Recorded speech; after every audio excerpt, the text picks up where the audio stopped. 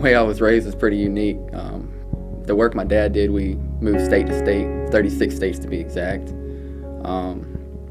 Partial education, I was homeschooled partially. I went to first grade for about 2 or 3 weeks and, self-taught. Started working full-time when I was probably 12 and been going on since then.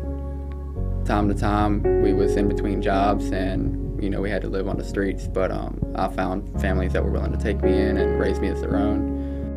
Through that, I went to homeschool partially, and I pretty much just got a 4th, 5th grade education. I'm pretty much self-taught, and like I said, I lived with people. They took care of me, raised me as their own, tried to get me in school, but there was just different technicalities that didn't let me prevail in that area, but I still strive to get knowledge and taught myself everything I know. My story is almost the same. At age 18, I had about 3rd, 4th grade level education as well.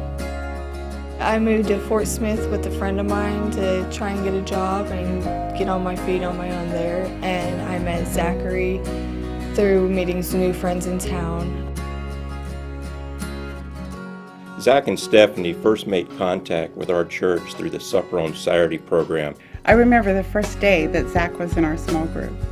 I remember looking across the table at him and wondering, what is he doing here? He's so young. But it was kind of unusual for a couple half my age, more than half my age, to want to be in our group. I mean, do 21 and 22-year-olds really want to hang out with 40 and 50-somethings? Here comes a young couple in our class and we say, I think you're in the wrong class. We say that to ourselves, not out loud. All of a sudden they were part of our group, and little by little, we each got to know them every Sunday.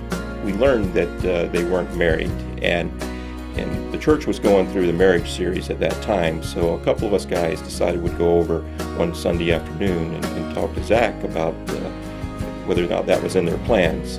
And when he said yes, and we told him basically, hey, we'll make it happen, we'll cover the cost.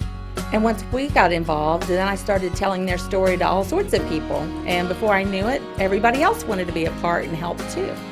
Annie Pearson's husband, Philip, has just been amazing. He's the teacher, and we hit it off real big when we first met. We talked a lot. He's taught me a lot. We went through the scriptures a bunch, and he came over to my house one day, and he offered to pay for my wedding.